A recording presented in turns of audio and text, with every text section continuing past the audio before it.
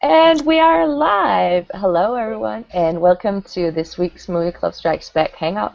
My name is Meta, and I haven't been here for a while, so I'm kind of not sure what to say or what to do. But today we'll be talking about adaptations, obviously focusing on books, but also a lot of other interesting things. So if you do have any questions, the Q&A section is open, so please let us know if you have anything or tweet them at us. But before we get into anything, just let's hear who we have. My name is Baxorn. You can find me on youtube.com/Baxorn. I talk crap about movies, anime. Sometimes I put up video game stuff. Sometimes I take my clothes off and say words at the camera. And when when I'm not doing any of that, I find your videos, put them in the playlist on the Movie Club Strikes Back page. Next.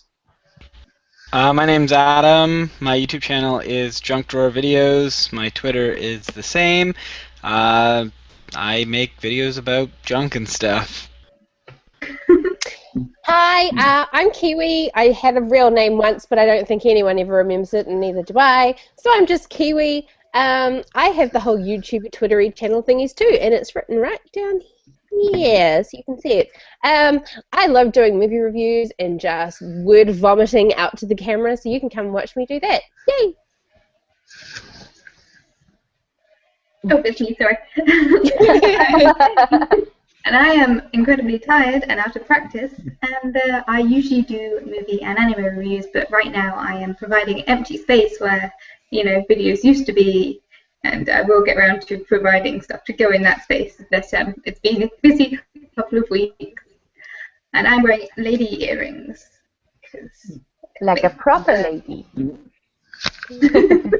And I am your moderator. I am Meta, aka Meta Medicine. That's where, if you type that in, you'll probably come across this craziness somewhere. I swear I don't have a side cut. I just have a really, really bad hair today, so this is how you're getting me.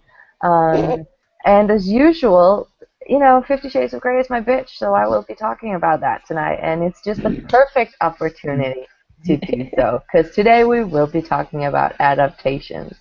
And as we all know, adaptations is a big part of movie and now TV industry. A lot of the movies coming out, a lot of the TV shows coming out. For example, Outlander, as we know that is Kiwi love, is adaptation. And it's a really interesting topic because there are a lot of strong opinions about it. So I think that first of all, I'm just going to throw it out there. What's your favorite and least loved adaptations, either both movies or TV shows? Okay. I'm going to go ahead and just throw this out there with the comic books. My favorite adaptation of Batman is the Michael Keaton and also the Christopher Nolan type Batmans. And my worst favorite Batman movie is the one with George Clooney, Batman and Robin.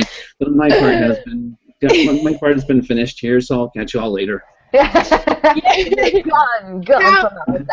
Well, okay, so obviously I have to jump in since my man George Clooney was mentioned. I have said this time and time again. I agree that it was a shitty bad movie. And I'm not saying that he played Bruce Wayne better than anyone else. I'm just saying that to me, when I think of Bruce Wayne, I think of George Clooney. So actually I was about to say that's the only George Clooney I'm going to talk about today, but it's actually not because what I wanted to bring up was, and the thing that I love about so many of the book-to-movie adaptations happening at the moment, which features George Clooney, is like, say, when he did The Descendants, which was an amazing movie and I loved, it then made me do the reverse and go back and read the book. So that's the good thing with so many book adaptation movies and TV shows happening right now, is that you're either a big fan of the book first or the source material first, so then you're looking forward to the adaptation, or by seeing these great adaptations popping up, it's giving people a chance to go back and discover the source material for the first time.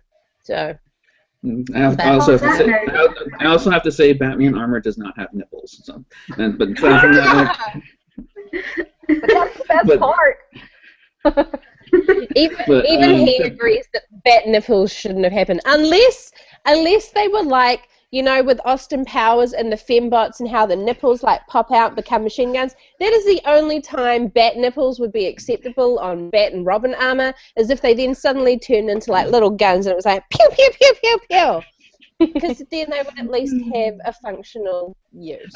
I did watch a couple movies recently that were based on books that I haven't actually read the books, but I'm sure you guys can fill in the blanks. I watched Divergent recently, and I like the movie concepts that were in there, the different factions. I kind of like the direction.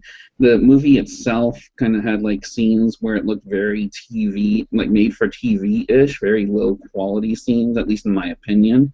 But the story itself was pretty good in terms of movie. I'm sure there's also lots of stuff from the first book that wasn't put in the movie, which is probably why there feels like there's lots of gaps in the movie. So I don't know how much of the stuff from Divergent actually translated to the actual movie. I haven't actually read Divergent. Just from what I could tell from the trailers and all of the information that's been out about it, it felt like one of those classic. It felt like one of the teenage books that I read at that age. Like I loved the Tithe series and all of these sort of like semi-fantasy sci-fi, you know, empowered girls who kick ass and still manage to get the guy. And it felt like that sort of thing, and particularly all of the kind of structural features of the universe. So it's the color coordination and the factions like that. It felt very easily accessible as someone who's read a couple of the books in that genre. I think it's definitely one of those ones that I think I've found a lot with particularly teenage adaptations is because the book is so relating when you read it. Watching it's a very distancing sort of experience, because, you know, when I read those sort of books as a teenager, they just like went into my soul, and this character knows how I feel. I'm going to become Divergent because you know, I'm a unique flower.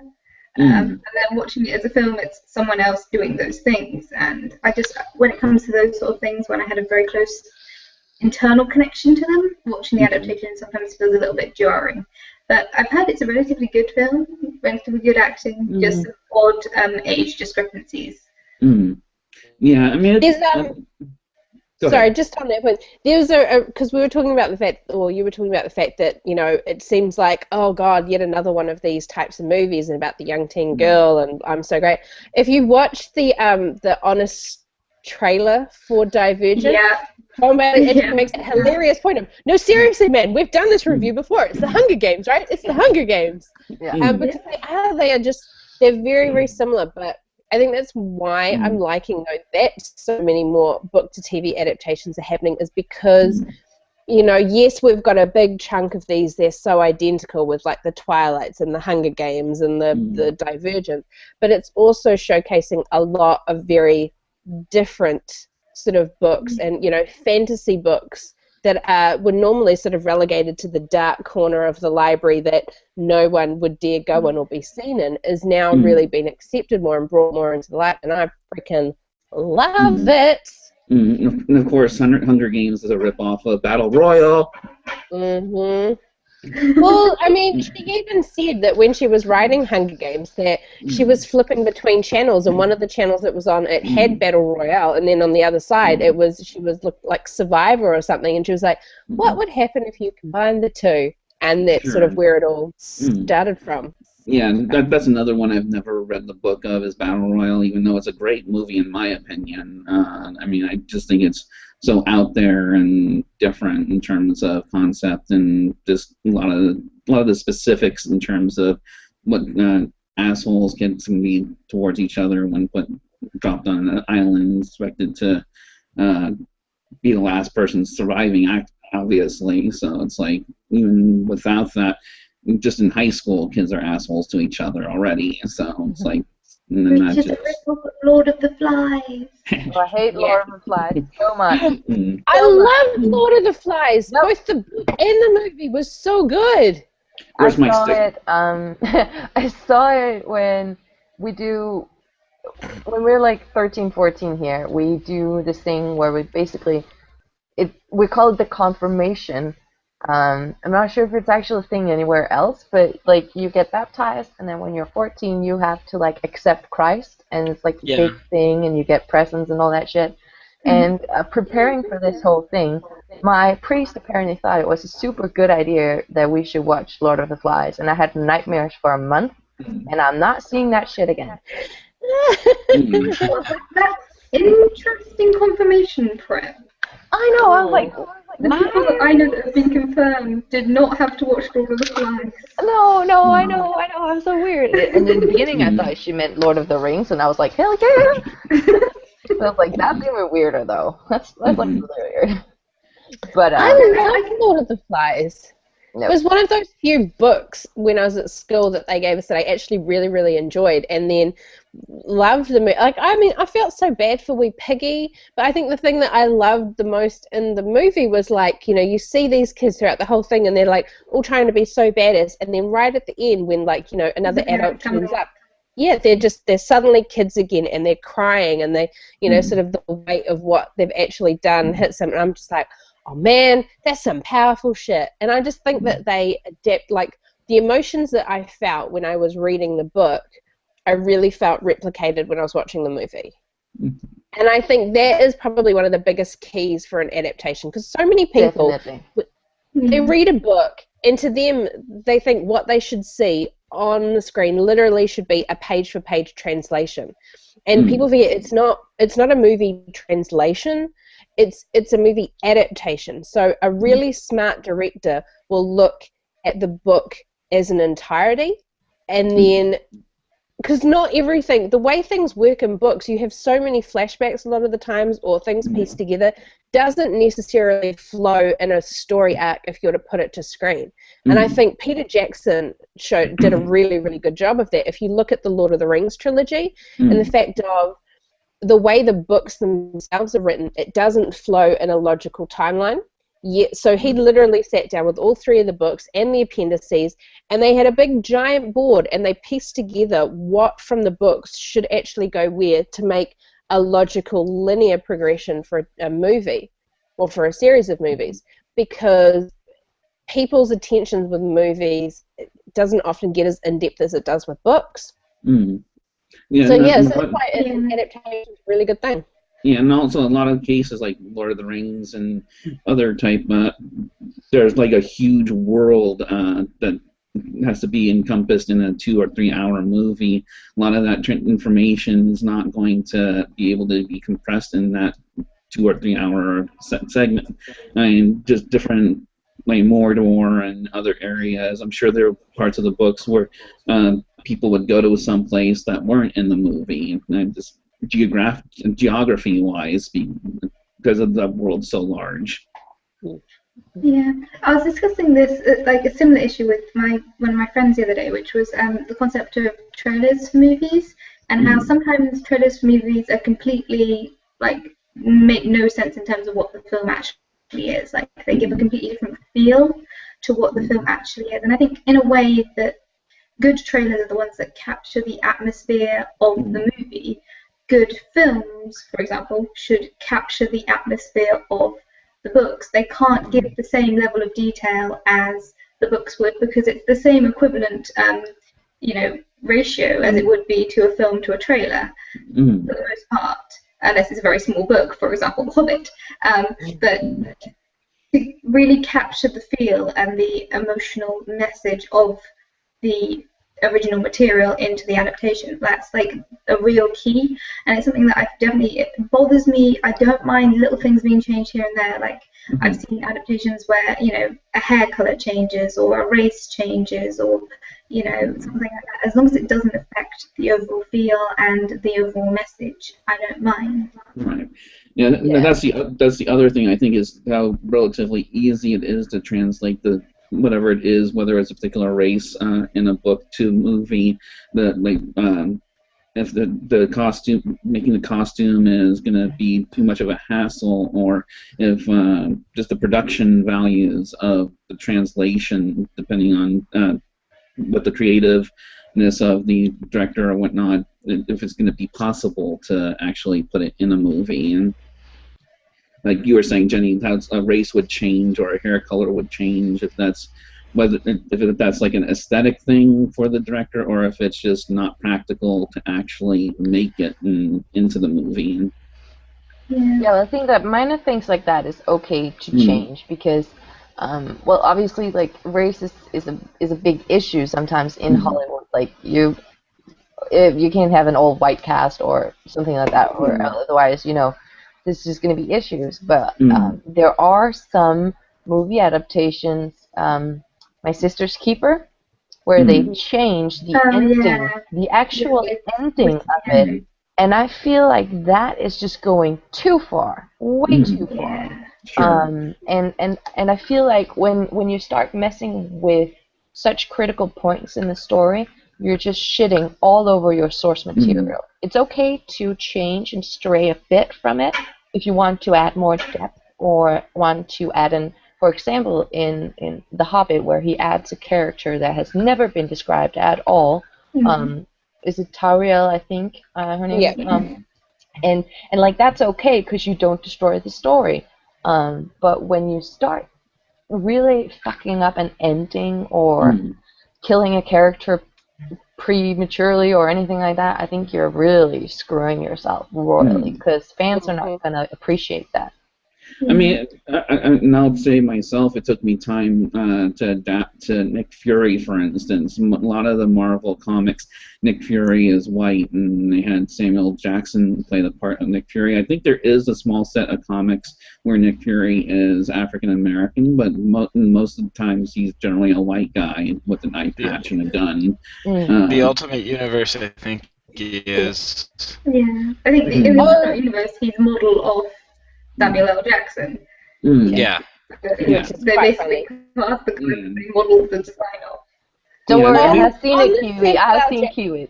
Yeah, okay. Oh my god, I just have to say, on the Samuel L. Jackson bit, now, I don't know if everyone's seen, like, The Winter Soldier, but you know how Captain America he's keeping his little, like, notebook of, like, things from that he's missed out on over the past however many years that he needs to catch up on. And if you look through the list, one of them is Star Wars, both like the original trilogy and the remake. Now, how much would that blow his mind, given that Mace Windu is actually Nick Fury? Mind blowing. I think that was in a literal trailer or a cinema soon. It's actually. What was that? Hilarious. Yeah, it's actually in Captain. It's actually in Winter Soldier. He's got like the little notebook and stuff, and I think that's what you were asking, right, Jenny?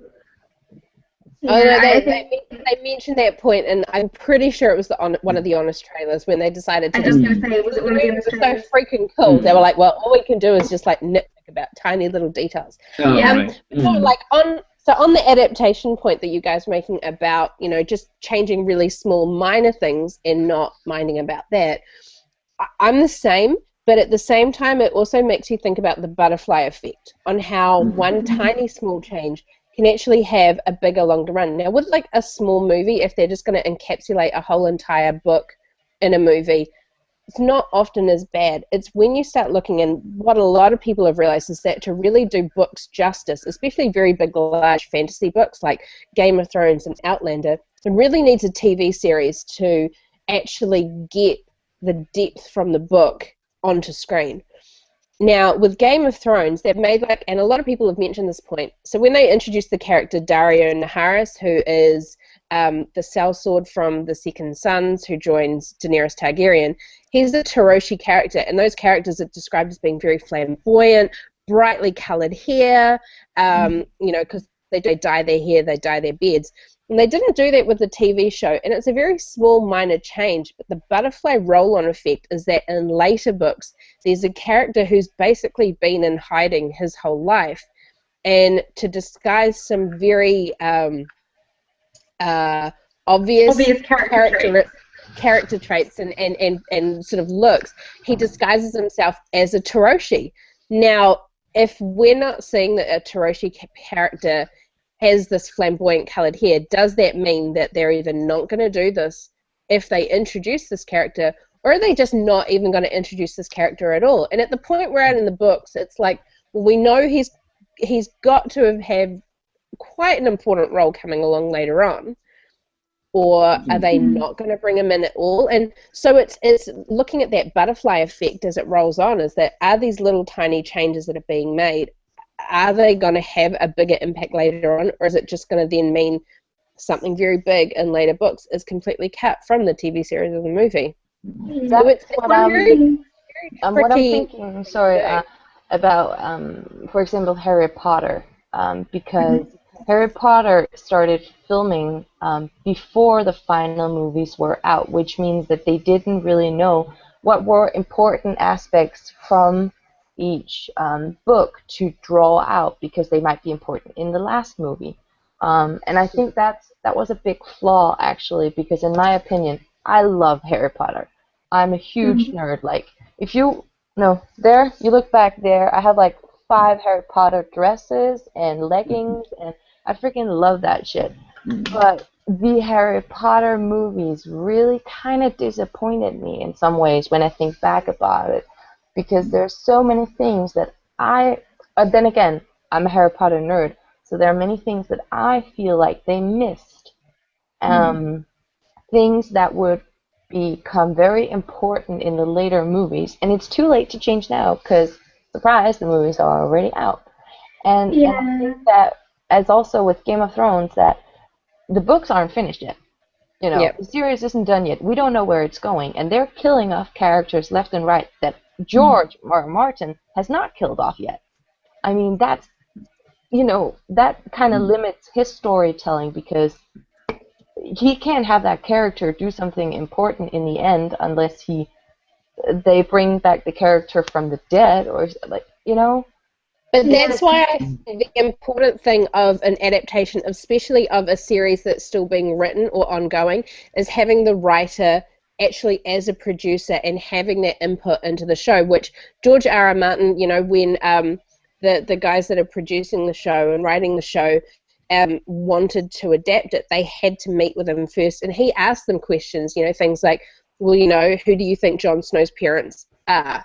Or who's his mother? But then they launched into the whole description of, well, this is who we think his parents actually are.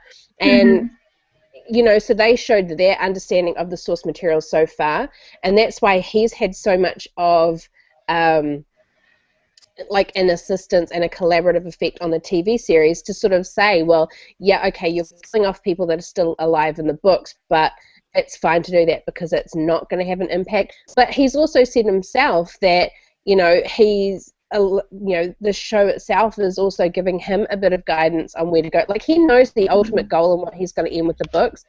And he's even said he's now at a point where he can happily kill off even more characters in the book, because certain people had to stay alive because they were separated to keep the story going from separate areas. Now that those certain characters have met again and are back together in the book, not both of them need to stay alive, because the story can still continue from that viewpoint, because those characters are back together. So, and then the same with Outlander. Diana Gabaldon is still writing the books, and they're pushing. They've already signed for the 2nd season, and they're wanting to have it go the length of the books. So she has a very, very close, tight relationship with the producers of the TV show, and sees the dailies every day and works with them on the story development, so that she can give them that impact to make sure that the butterfly effect doesn't happen to a point where it's going to severely go off course from the books. I know that. Oh, sorry.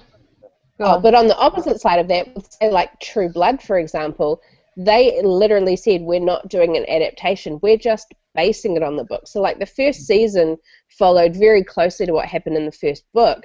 After that, we'll just kind of, as long as it's in the similar universe, we'll do whatever we want.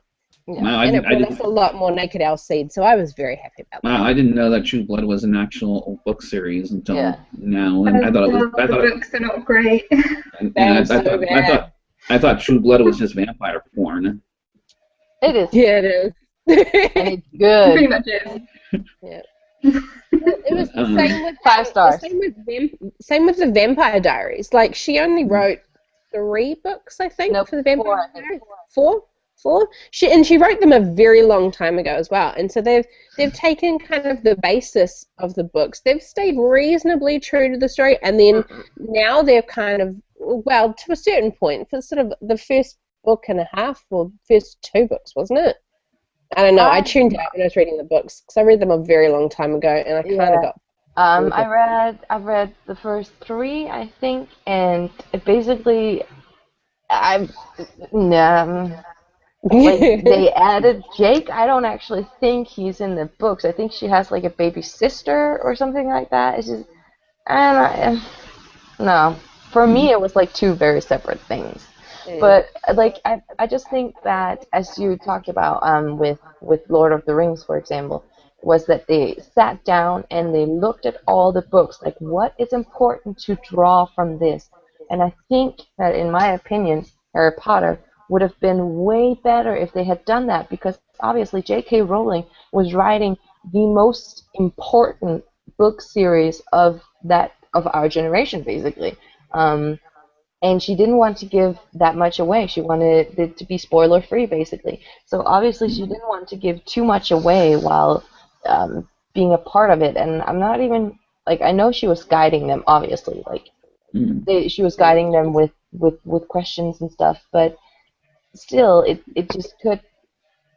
Yeah, it could be so much better because they'd know exactly what to focus on. Yeah. I think they kind of dropped the ball on that one, starting it too early, but obviously they just wanted to roll on the success that the books were having right then when it really blew up. But honestly, Harry Potter would have been a success even if they'd started like later. I would be really interested to see, because we've had different adaptations of uh, the Narnia series over the generations. We've had the TV version, we've had the movies. I would be really, really genuinely interested to see in the future, say 20, 30 years from now, a second edition of the Harry Potter series. Like, I'd be interested to see whether or not that would work, or maybe a TV series version of it, just simply because once all of the information is out there and they're able to manage their time better, that they won't have so many issues with the characters aging up, they won't have to do so many issues. Like it would be, I think, smoother and closer to the original books. But I would like to see that at some point in the future, maybe, when I'm 17, ancient. Settle down and view a new edition of Harry Potter, that would be nice.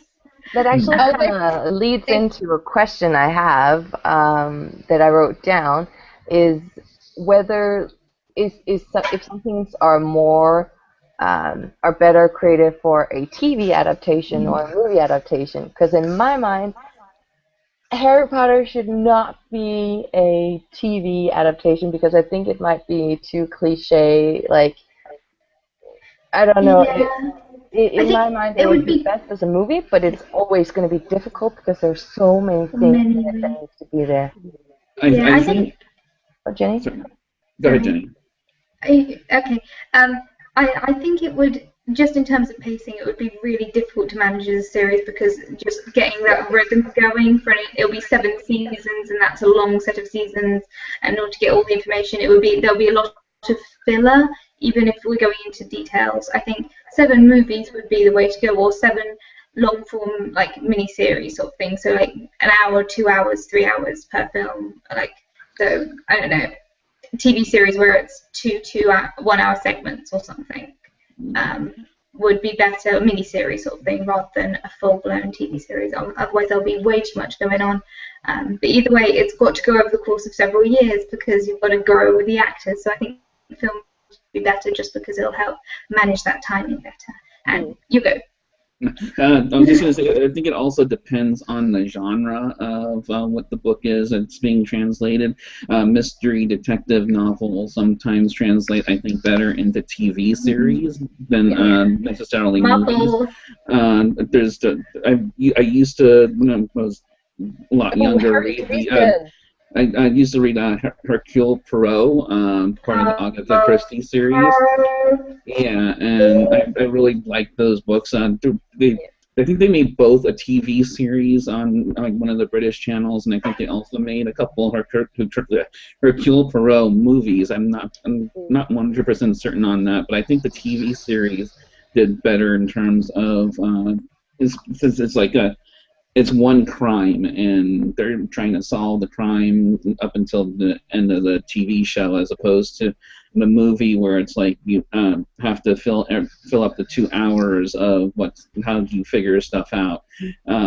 So yeah, I think like for detective novels, I think TV series are probably better in terms of what gets put out there than necessarily movies.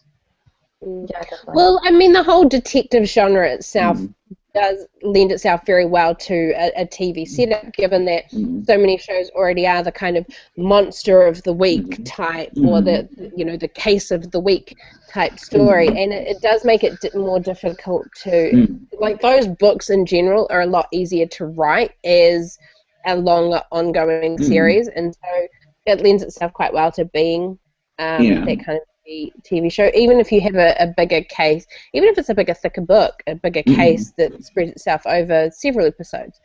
I think, though, in terms of what works better with an adaptation for a TV show or a movie, really does depend on the depth of the source material. Yeah. Like, things like, especially fantasy ones that have very huge, big, large worlds, they need the time that a TV series gives it to really showcase what is happening in that world and in and around it. Like, so Outlander, which just started 3 weeks ago, which I'm a huge fan of already, and I love the books. The first Outlander book came out nearly 20 years ago, and people have been trying for over 20 years to make this as a movie, and every time it was brought to Diana Gabaldon, and she was like, no, God no, hell no, this makes me want to scream and burn things.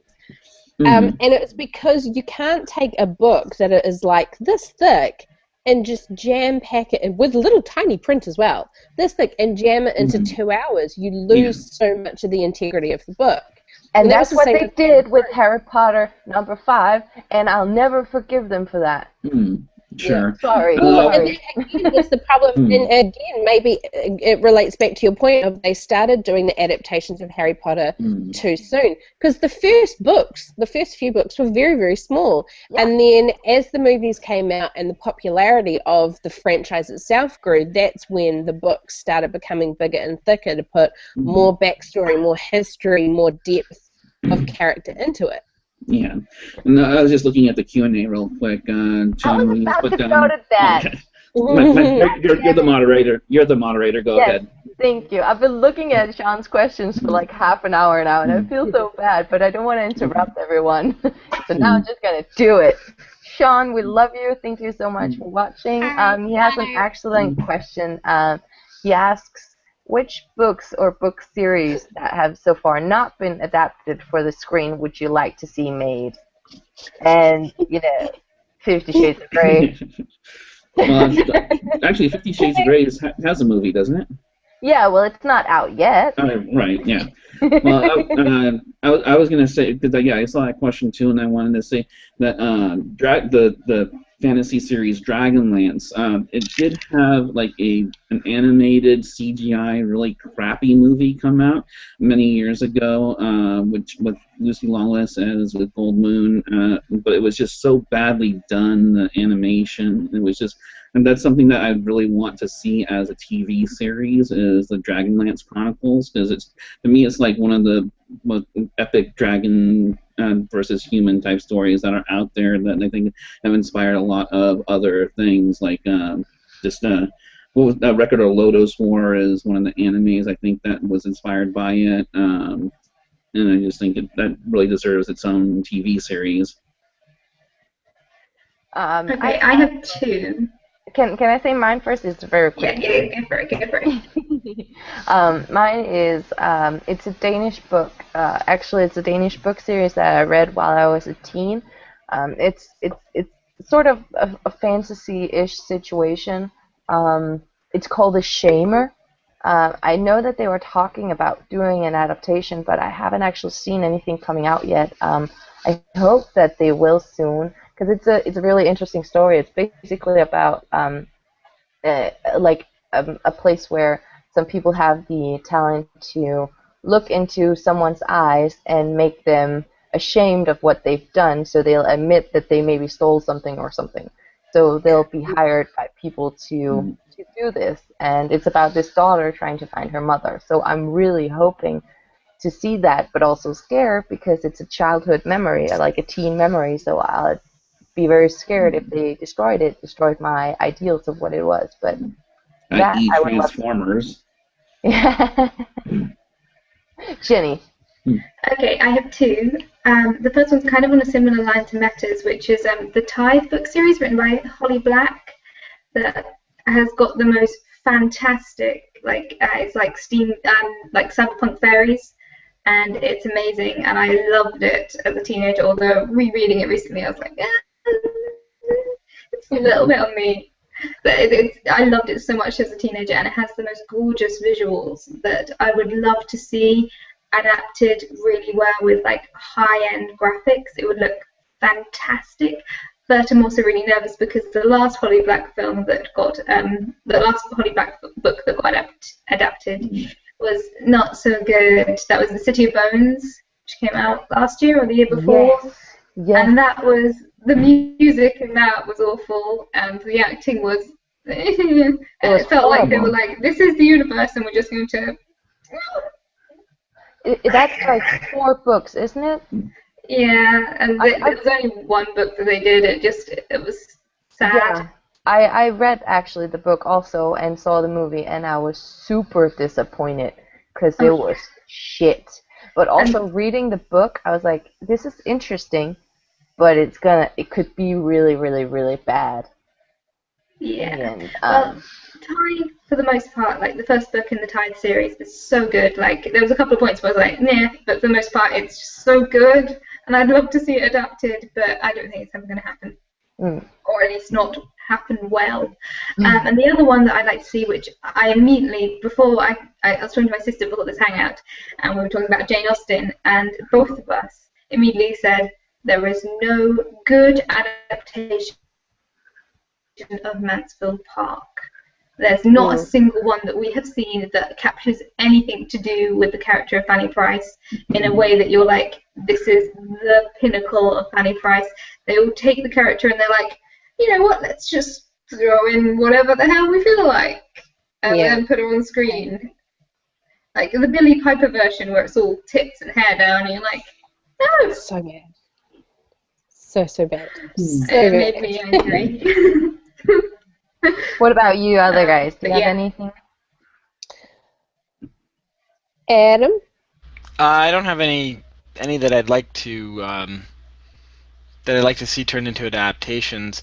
Although, I mean, there was something I wanted to say earlier that I didn't get a chance to say. Is the subject of series versus movies. Is that there was a Mortal Kombat movie that was made that was terrible. However, there's a web series that's been made lately that's like it's awesome. That's pretty much all I want to throw out. Yes, I've seen both of those, and I admit the Paul W.S. Anderson Mortal Kombat film is one of the worst pieces of awesome that I've ever seen. It's so bad. Yeah. Now, what would you say, Mortal Kombat or Van Damme Street Fighter is worse? I haven't seen Street Fighter. Oh, that's... Yeah. I would probably say Van Damme Street. No, but no, that's the main character is not supposed to be Guile. It's supposed to be Ryu and Ken. I mean, that is true. Yeah.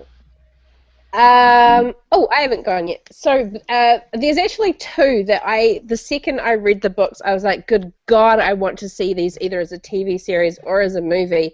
And luckily they are both being done. So one of them is Laini Taylor's Daughter of Smoke and Bone series. They are incredible books. Like, they're technically supposed to be young adult books, but they are just so well written, and it's such a interesting dynamic between the 2 main characters. It's not like the main female character, she's not some mopey pathetic teenager who's all like, I'm so ordinary and plain and now look at all these amazing things that are happening. She's actually a very interesting, well-rounded, in-depth character, but it's got an amazing fantastical element to it, which I'm very excited it's going to be made into a series. The other one was Deborah Harkness's A Discovery of Witches, which to me was like vampires and witches for grown-up people with a brain, because she is a very, very smart, she's like an English research professor or something like that. She's a very, very intelligent woman, and the way the books themselves are done is, they're huge books as well, so that's the only concern I have with them putting it into a movie. But even when she was writing the book, she actually said that, you know, for the main male lead character, she'd always been picturing Richard Armitage playing that role. So the fact that they're now making it into a movie gives me very high hope that possibly they will get someone like Richard Armitage, because Hell's yeah, Thorin Oakenshield is badass, and I could totally see him being a very awesome vampire, which is like, yayness, yay! I have an immediate answer to Ator. I have an immediate answer to Jenny's question in the chat about are there any adaptations that you have watched and wished you hadn't, and that would be Transformers. Thank you very much, Michael Bay, for 2, 3, and whatever the last one was. Complete utter pieces of shit, in my opinion. Except, well, no, even Megan Fox didn't really help it out that much either. I actually really like the third one. Would help. Yeah. I just, I mean, it's at least let Bumblebee talk, for Christ's sake.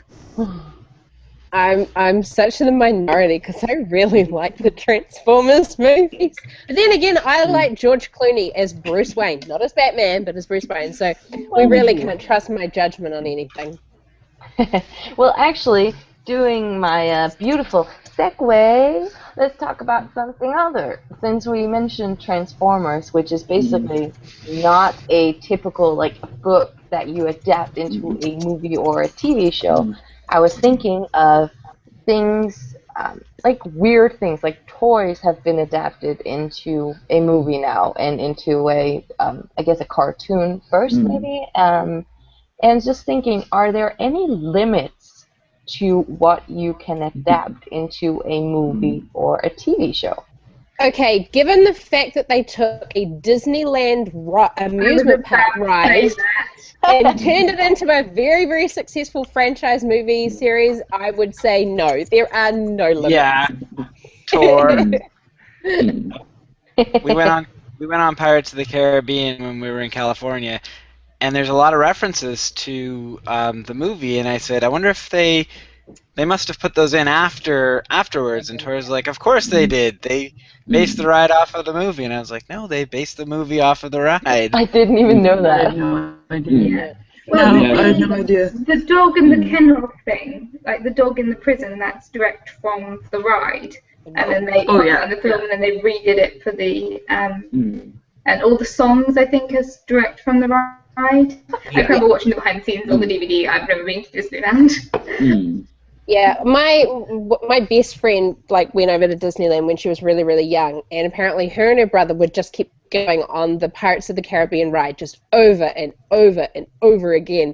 So she was really excited when the movies came out, and I didn't go on the Pirates of the Caribbean ride until after the movies had come out. So again, I was very much like you guys. I was just like, oh my god, that's from the movie. I wonder which bit was from the ride that went into the movie. So like Jenny, I watched all the behind the scenes footage and saw that the dog and the songs were all taken from it. The one thing I pray to God they never make is a Small World movie, because good lord, that ride makes me want to shoot myself in the head. They have one tiny little character referencing New Zealand, and even then it's only referencing like, you know, the stereotypical New Zealand Māori. Here's a little Māori girl at the last bit that you see before you leave the ride. The number one reason the number one reason you go on that ride is because it's super hot. There's sprays of mist on your face, and it's a real nice little 5 minutes away from it. It's a nice shady break. Well, the worst bit with the ride is you have to wait for 8 on to there. get onto it, and you hear the song the whole time that you're waiting to get onto the ride. Then you get on the ride and you're hearing the song the whole way through, and just the song gets stuck in your head, and I swear makes you want to stab someone. And then you can laugh at all the stereotypes as you pass by them. Yeah. And it's all just the racist. buck-toothed Canadian Mountie. Yeah. But kind of switching back just a tiny bit, I think that what you said as well, like we've come to the point where anything basically is adapted into a movie, and I think that kind of shows that we are running out of ideas of shit to put in our movies, which means that we will be inspired by a toy or a poster or anything. Do we know any other outlandish ideas that kind of turn into movies? Well, at the moment, a really big thing is video games. Because video games themselves are becoming so cinematic in their scope and their writing, and they are being written almost as movies to be played out as a video game, that it kind of then stands to reason that they're then going to turn around and put it up onto the big screen as an actual movie. They've done some really shit ones over the years. Yeah. They've also done some really good ones. Yeah, I think there's a level of respect that's coming in for games.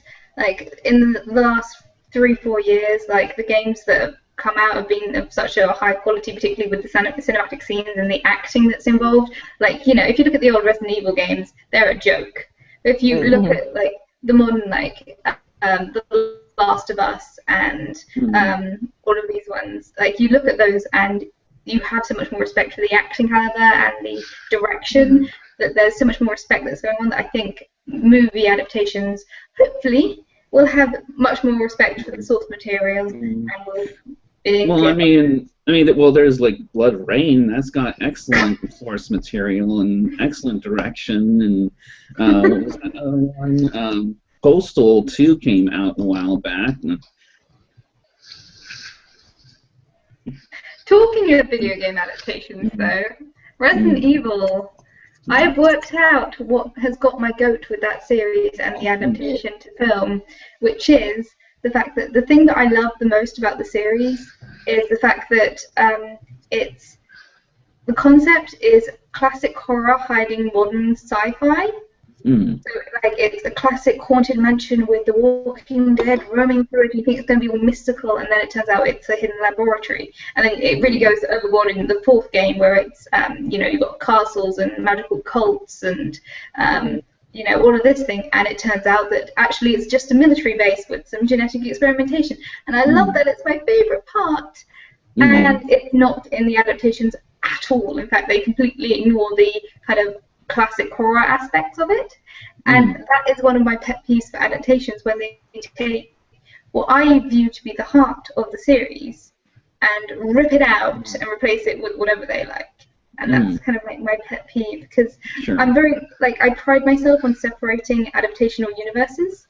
So I don't view something as the perfect version of that world. So Game of Thrones, I love the books and I love the series, but I view them as very separate entities, so I can enjoy them equally, but in different ways. And I don't view one of them as the perfect version of that story. Obviously, the books have more details and is the original, but I'm not going to, destroy the series, because that's where I came to it first. But with recently, as I said, Resident Evil and The Hitchhiker's Guide to the Galaxy, I do view the originals as the pristine versions, and so the adaptations, no matter how good they are just sacrilege on my childhood. Sure. Sorry for the rant. Sean has an excellent question right now. If we were to adapt Movie Club Strikes Back into an actual movie, I don't like this question. Who would be cast? Who would be cast to play us? Can I pick the chick from Easy A? Oh yeah, she would be good. Yes. I'm going with my default answer with Rick Moranis as me. Who's a giant hot mess right now? Amanda Bynes, I think, could probably play me. I think basically you just take any $2 whore off the street of Los Angeles, she'd play me. We'd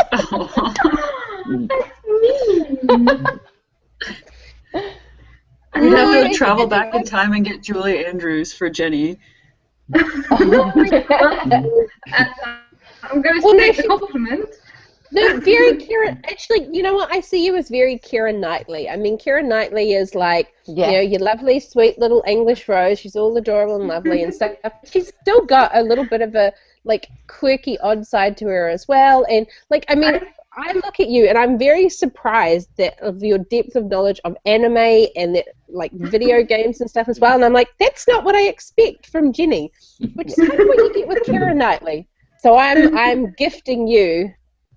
Well, Keira I'm going to Knightley. take the compliments. I was expecting, you know. I've had, I look like the Shermanator from American Pie. I don't even know what that is. From American Pie. The I've had that Shermanator. one. Oh. I've also had Tilda Swinton and, yeah. And Meg Turney. I took, like, Meg Turney, I was very flattered. Oh, But, you know, Yeah. nice. Can I have Lee Newton play me then? She No, could pull off being a she's- brunette. She plays me. Lee Newton plays me. She's blonde. Oh, I called her. dang. Trisha Hirschbergen can play you. my boobs aren't that good though.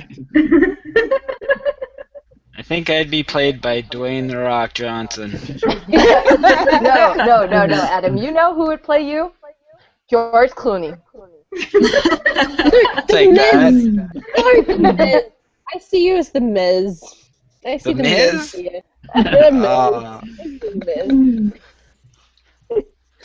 Oh what, gosh. what was what's his name that put on the Magneto outfit and was dressing up as like different costumes and wrestling recently? God, it's like they brought Hugh Jackman in and like around WrestleMania time, and he dressed up as Magneto. I just can't remember what the guy's name is. Don't know. I'm not sure, to Anyway. be honest. I probably should know, but Yeah. You know, we have to cast Liam as well. So who else is Oh, a yeah. stereotypical Well, Scot? Mel Gibson. Sean Connery. That was fucking old Liam. Period. Connery. Well, you know what? You know what? I've got the Sean perfect Connery. casting. Let's cast Liam's arch nemesis, Sam Heughan from Outlander, to Yes. play him in the movie. Because not only would it piss him off, but it would work. So good. I'll But give to you, Liam. But then who would direct this movie? I personally say Baz Luhrmann because I'd love to have a show-stopping number. Oh, yeah. I'd love to have like one of those moments where it's like in a pretty dress, blowing in the breeze. I've got it. Okay, who? Joss Whedon. Yeah, it Oh, has. Joss Whedon. Capture Joss- the insanity that is us in a nice collective movie, plus also showcase the heart that we all have. This would be the And return. we get a musical number. But what if us would Yeah.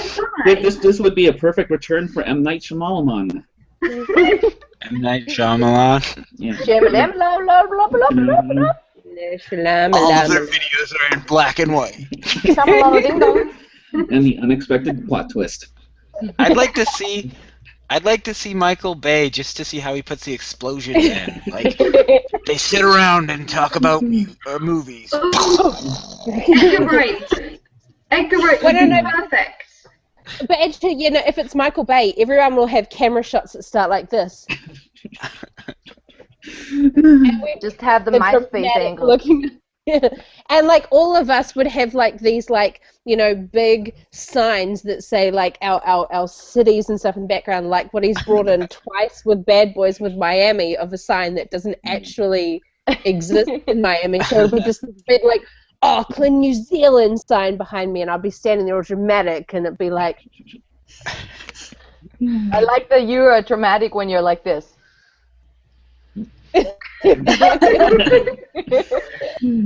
I'd go with Edgar Wright because what we're actually doing is relatively mundane, but he could make it look awesome. yes. Be like pressing like buttons. I love Edgar Wright so much. I think the answer would be Kevin Smith because it's just a shot of us talking about stuff, and that's what his movies are. Yeah. But then we'd all have to get high in the. Also. Yeah, we'd all have to get high. Yeah. Already there. There's a guy. Dun, dun, dun. Can I get high on Actually, sugar? you know who the perfect director would be. Philip DeFranco. His first feature movie will be a movie called Strikes Back. Oh, Like, no, a here producer we with go. a cameo. Movie Club Strikes Back is done by George Lucas. And Outer space in the background. Exactly. I have a galaxy dress actually right there. I should. I want to look at your wardrobe all day, Meta. I really do. I want to look at the adaptations of the books and movies in your dresses. Yes. Like, and right there, that's Legolas. Right there, that's my Legolas dress. Yes. Misa think this would be a great movie. No. No me Perfect. gusta. But then you also know that if we were to adapt our movie, if we were going to make a movie, you know, there would have to be some love interest, and Tor and Adam don't count. It needs to be something new and fresh. Well, I mean, you guys already have your menage a trois with Yuki. Lesbian quadrangle. Oh, sister wives. It makes me sad. Sister wives. I can't Mom, comment on any of this. We've gone a wee bit off topic. Just a little bit. It's been a while since we've had quite That was such just an too good of a question to ignore. I'm sorry. Okay, but back to adaptations though. There was one point that I did actually want to make on the fact of source material that seems absolutely primed for adaptations, and that regardless of how it's done, whether or not it's modernized or not, one author's body of work that always seems to work for me is William Shakespeare. Oh, yeah. Because it's written as a play. It is written to be seen and done in the acts and the way it runs. So to me, I've yet to come across a Shakespeare adaptation that I haven't enjoyed. Whether or not, like, I mean, there've been some where I'm like, it's not as great, but it still works as an adaptation. There's other aspects to it that I've not liked because I've not liked the characters themselves and the way they've been played. But, I mean, even Keanu Reeves in, thank you, and I freaking love Much Ado About Nothing because, like, I always wanted to be Beatrice. That is the one role that I wanted to play so much. She is amazing. She's a boss.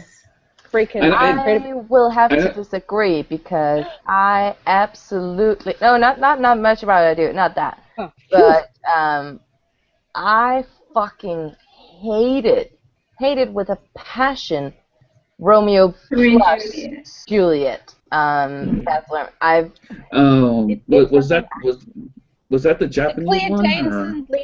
Yeah, Leonardo DiCaprio, and I freaking love them. I think they're absolutely amazing, but to me, Shakespeare is so classic. It's so, and it still stands the test of time, obviously, but to me, it's so classic that putting it in that sort of new era, but still having the old language, it's just, to me, it was the clash of two worlds instead of the perfect combination of two worlds. If it would have worked for me, it would have been in the new setting, but with modern language. You know what I mean? I think you should watch the disagree adaptation of Much Ado About Nothing, because that's a modern setting with historical language, but it's black and white. It's kind of film noir, and I would be really interested to see your reaction if that's what made you feel uncomfortable, is the modern setting in the old-timey language, because it is such a great adaptation, and it has such amazing performances throughout. I think I'm echoing quite a lot. Sorry. So watch the Joss Whedon Much Ado About Nothing. Yes. Like, watch it. I absolutely love Shakespeare, and I've seen so many Shakespeare plays, but I just could not get into Romeo plus Juliet. It was just, I don't know, some parts were also very overacted, I thought, and that was just one adaptation where the stylistic approach that he chose to take just did not agree with me, because I thought that the source material was so classic, and fucking with it in that way was just not pleasant. Yeah, I think Baz Luhrmann has a very polarizing directorial style. I mean, sometimes Baz Luhrmann, really. Sometimes it's like, love him, but not that. Not that. To change speeds a little bit, how many of you have seen Cowboy Bebop? What? Okay. Because yeah, there's supposedly there's going to be a live adaptation of Cowboy Bebop, and I hear Oh. Keanu Reeves is supposed to be Spike. Oh no. Yeah. Oh no. No, no. I have not even seen Cowboy Bebop, but that to me sounds almost as bad as the live adaptation version they did of Dragon Ball Z. No, that would go. Which was so bad. It was absolutely That just was so traumatizing. It was so bad. Mm. Oh man, I don't know how I feel about that with Romeo and Juliet and Vaseline. I'm just like, but on Shakespeare adaptations, the one that I really want to see and I still haven't seen is, I think came out in like 2010, and they did a remake of The Tempest, but Helen Mirren. It looks so good. It looks freaking incredible. And the fact that they did, and they made a huge change from the source material, because Prospero, who is the main character, is normally a male, but they changed it, and it is Prospero was a female played by Helen Mirren in this movie. So I'm so desperately dying to see how making that much of a giant change is going to have but I mean, it's freaking Helen Mirren. That woman can't do anything wrong in my eyes. Freaking Helen Mirren. I want to grow up to be her, or Judi Dench, or like a cross between both of them. Oh my God, yes, their baby basically. Yes. Oh my God. My grandma. Oh my God. I wonder if they could adopt me now. The only adaptation of The Tempest that I've seen was at the RAC in Stratford-upon-Avon, and it starred. I want to say Jean-Luc Picard, but that's not. Patrick Stewart. Patrick Stewart. Patrick Stewart, and it was fantastic. It was so good. And I'm slightly giddy now. Shakespeare makes me happy. I love Shakespeare. Oh my God, I could just do a movie hangout just on Shakespeare. I wanted to talk about Gone with the Wind as well, but it is this week's movie pick, so I figure a lot of people will probably be talking about it anyway. But oh my God, you're gonna love it. It's amazing. Gone with the Wind has been like my favorite movie and book ever since I was a little girl. I read the book, I think, when I was about 9, and then I read it again when I was about 19. And it was just incredible. But to me, it was another good example of an adaptation of a book to a movie. And then the same with the Scarlet movie that they brought out in like the 90s or something, with like Joanne Whalley Kilmer playing Scarlett O'Hara, and Sean Bean, who dies again, because that man is amazing at dying. But, they left out some huge bits from the book. Like in the movie, Scarlett and Rhett have a child, but Scarlett doesn't have any other children before she has little Bonnie Blue. But in the book, she has more children from previous marriages before she marries Rhett Butler. And that was a huge point in the book. And it was like, for me, I don't know whether or not it was that I was just quite young when I read it, but it was an example of how making big changes and adaptations can work if it's handled well, if the essence of the story is kept, which is what I think they did with Gone with the Wind. Plus, also, they had a really fucking long time in the movie to actually get all the source material out, given that back in those days, movies were like, 8 hours long?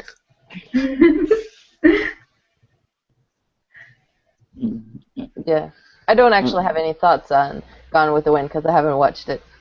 Oh, you're gonna love it. It's so good. I doubt you'll have time to read the book and watch the movie before doing your review, but I would definitely recommend reading the book. And if you can find it, watch Scarlet as well at some point, because it continues on the story of Rhett and Scarlet and her going to Ireland, and it's just, I thought it was really cool. Cole Meady was in it as well, and he's awesome. We should definitely remember to thank Trisha for making that awesome pick for us, because that was incredible. And also thank you guys that actually made it happen at VidCon. We appreciate it a lot. Yeah, we do. Yeah. Living vicariously. No, just thinking, so before we sign off, what, again, I know that we only talked about it a little while in the beginning, but and then a bit throughout. What are some of the the favorites we have, or something that we're looking forward to being adapted into movies, something that we know about. Because I know that obviously Kiwi has been very excited for quite a while to see Outlander actually happen on TV, and I know that a very, very sick part of me has been very excited for the 50 Shades of Grey movie, and I am ashamed. I'm truly ashamed. If you have time to watch me ramble about 10 minutes about how ashamed I am of liking 50 Shades of Grey, you can go watch that. But I am actually excited to watch that and see how it's adapted, mainly because I want to see how they adapt all the sex into a movie and not make it a porn. Because I think that's like a very fine line. Or that's maybe... That HBO balances every single episode of anything they do. Yeah. That's the only reason we watch HBO. But no, do you guys have anything you're really looking forward to? I'm really looking forward to seeing the movie If I Stay. I read the book actually before the book came out because I had an advanced reader's copy of it, and it was about a girl and she's in a really tragic car accident, and the book is actually told from her point of view when she's in a coma, and so it's about her deciding whether or not to go, leave this world, or if she wants to stay and sort of see that impact that she has on everyone else and stuff. And it was I remember it being a really well written book, and the movie I'm really like who they've got as the cast. So it's the girl from Kick-Ass, Morel Unos, who was in is it The Killing? Is it the TV series that I'm thinking of? Which was a rip-off of a Danish show? It was another rip-off of a Danish show. Mm-hmm. So yeah, I'm really looking forward to seeing what they do with that one. On top of all the other ones that I'm really excited for. I think in general, myself, just more Marvel shit. I mean, Marvel. Yeah. I mean, they've been knocking it out of the park with the Marvel movies. I mean, Captain America 2, Guardians of the Galaxy. I mean, Avengers 2 is coming out soon. It's like, I mean, they just are doing an excellent job on that, and it's like I just want to see more of that. But then also The Hobbit 3. I mean, who's not excited for that shit? Hells yeah, I'm excited for it. I can't wait. I want to try and go to the midnight screening for that one. But I do have a terrible confession to make. I still haven't seen Guardians of the Galaxy yet. Go see it yet. now. I've seen it twice. I'm sure to hand over my geek card. I don't believe that I should be allowed to have it anymore, and you can take it off me. Guardians of the Galaxy is doing so good right now. I don't think they're going to take it from the theaters anytime soon. I think we've got a bit of time. Oh, I just realized the adaptation that I'm really looking forward to. It's a video game adaptation, the Assassin's Creed one that Michael Fassbender's going to be. Yeah. Whoa, that's happening. That's happening in 2015. Oh man. It's going to be good. Do we get to see Michael Fassbender's penis? Isn't he contracted to show his penis in every movie? Well, I just watched Shame, and that's all I know. Does he even show his face in that movie? I'm not sure. Yeah, isn't that kind of like Mel Gibson, who's contracted to show his ass in every month movie? Yeah.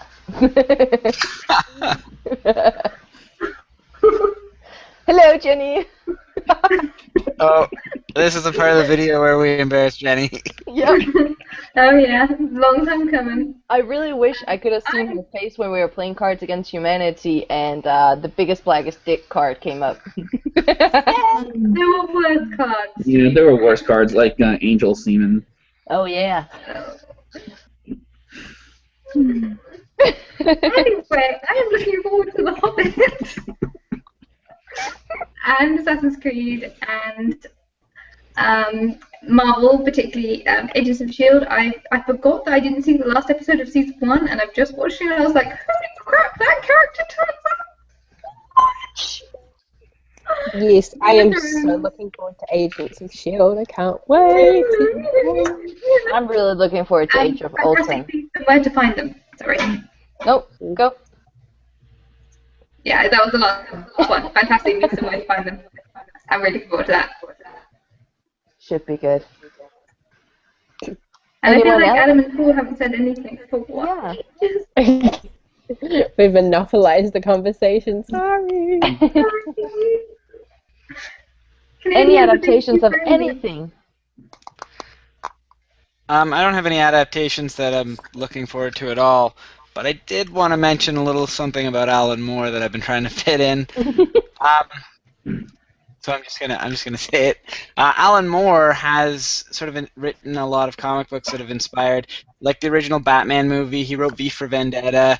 He wrote The League of Extraordinary Gentlemen, and he hates all of those movies. He is not a fan of when his movies are adapted.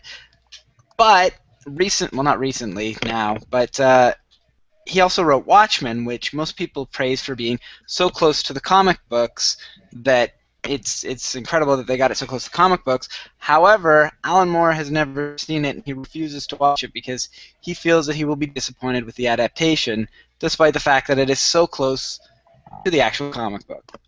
I just want to throw that out there.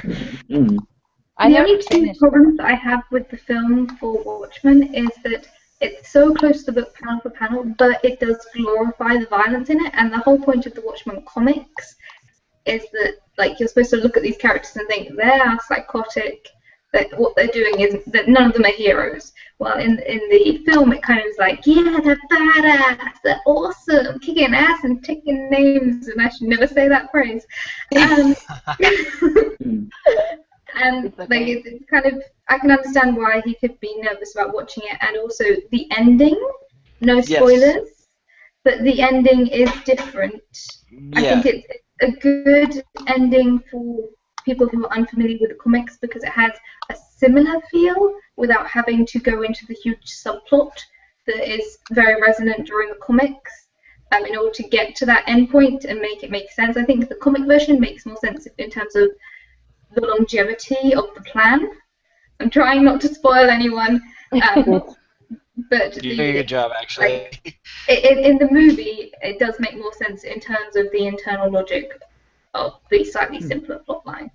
But I can imagine, as the creator, when he spent so long creating this epic masterpiece that is Watchmen, watching someone else like take the kind of pretty parts and put it all together would be a little bit unnerving. Also, as much as I love The League of Extraordinary Gentlemen as a crappy movie, it's nothing compared to the comics, because that's the best thing ever.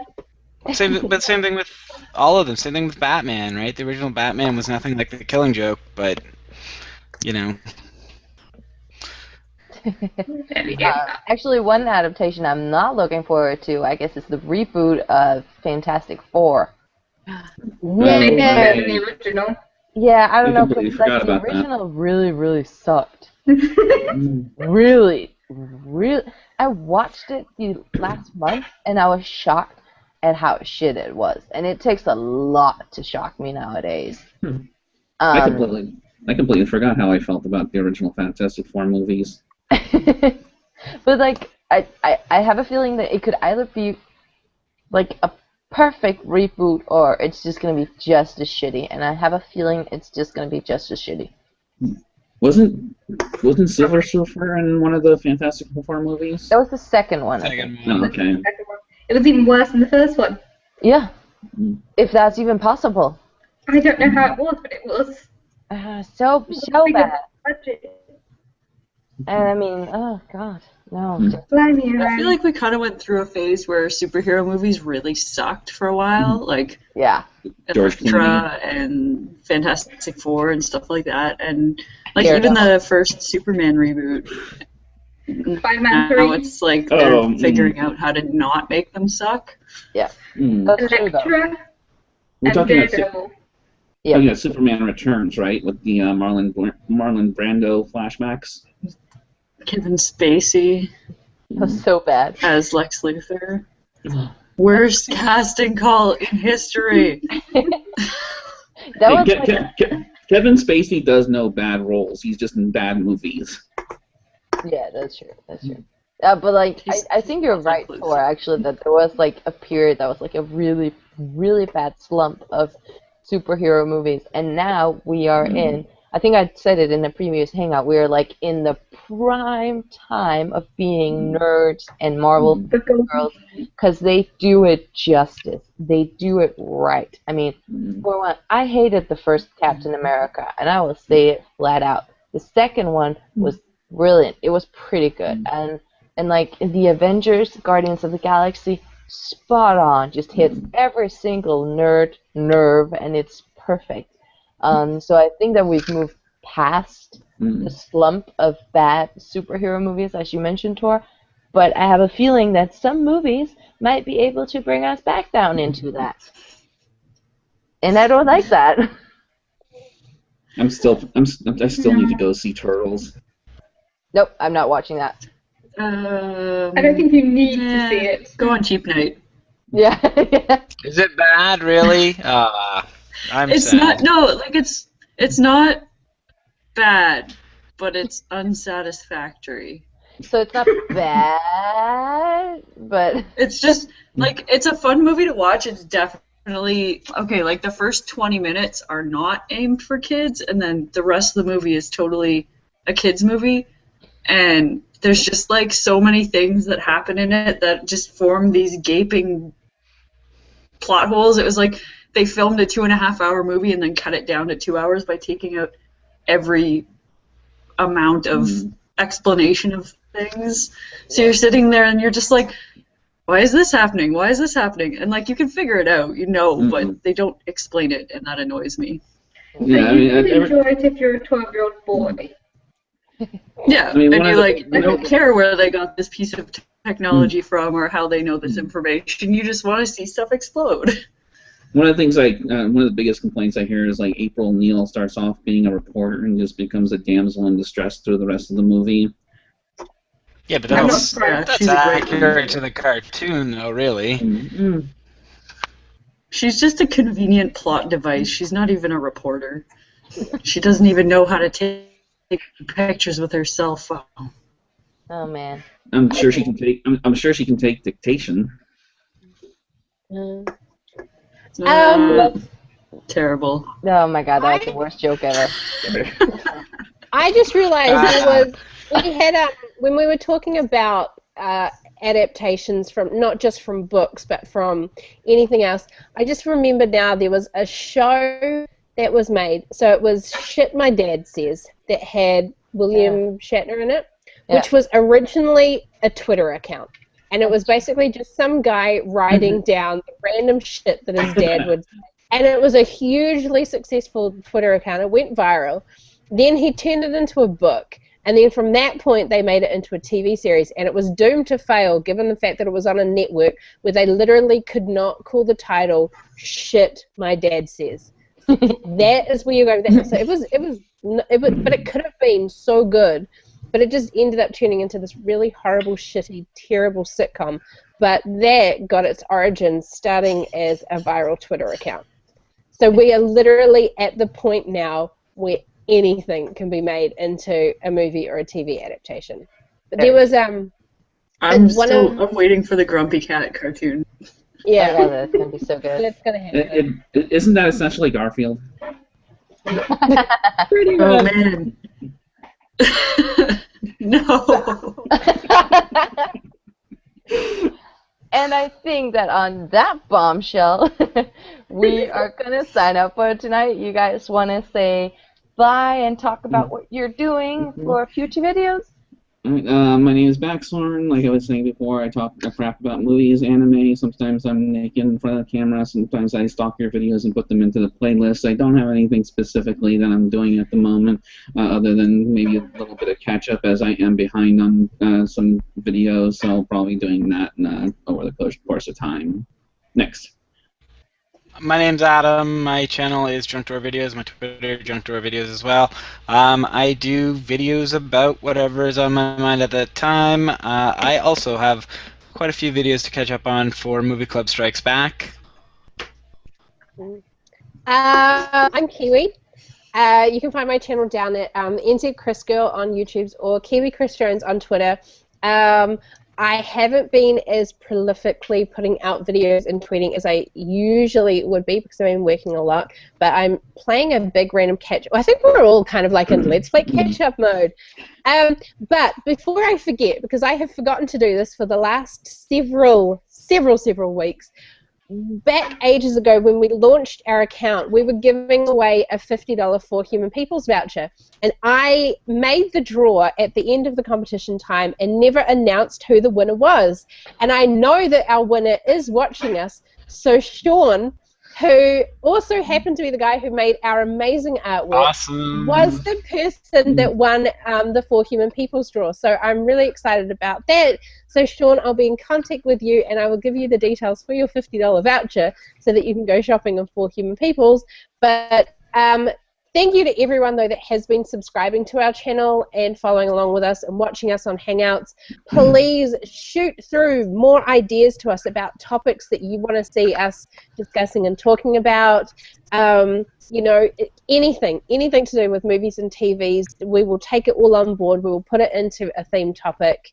But I just want to say from me, thank you to everyone who has been supporting us along so far.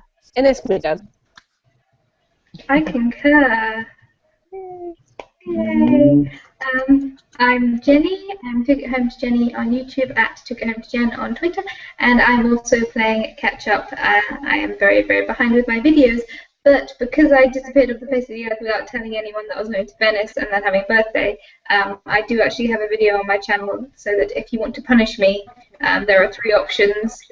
Because I didn't want to leave it open-ended. And you can go vote in that video to see what I will be punished by doing. I will either climb a tree, read 50 Shades of Grey, or sin. That's not punishment. It is for me. My blood pressure might not cope. It is punishment, actually, because it's like horrible writing. Yes. So I've had some interesting suggestions so far, as in the chat that no one else can see.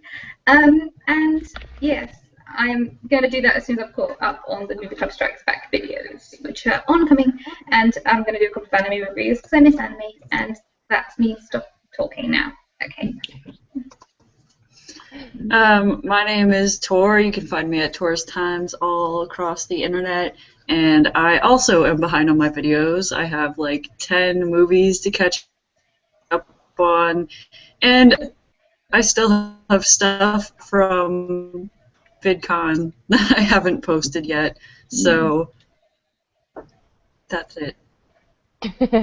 And we are so good with the time management skills, aren't we, people? Oh, yeah. Oh, yeah. We're all just catching up. I am your moderator for this evening. I've Medicine, and I'm probably the one that's the most behind on everything since I've only posted my own reviews. But that doesn't mean I haven't watched the movies. I've just been really bad at making videos. I was in a really, really good mood, and I did a lot of videos, which you can check out when you watch my channel, Medicine. But I've been in a slump lately, so I haven't really done it because I had an exam last Thursday.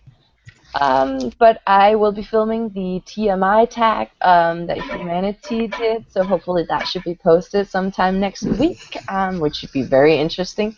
And yes, other than that, please remember to, if you want to see more of all of our faces, just go to our channels and everything down below. And subscribe to our channel here because we really do appreciate it, and we do try to put out some pretty good content sometimes.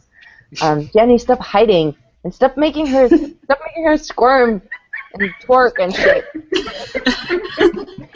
This is a really, really bad thing. You guys can see what's going on in the comment section, like in the chat section right now, because it's like going off.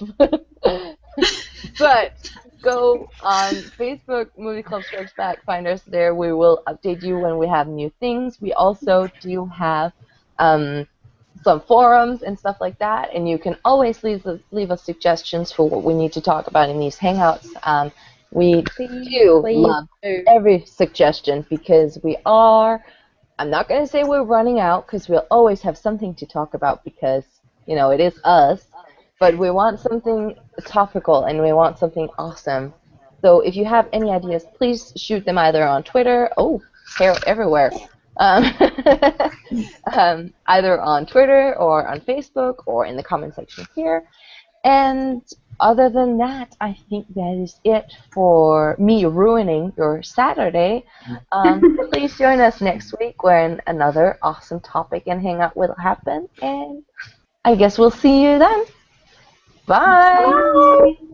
Bye.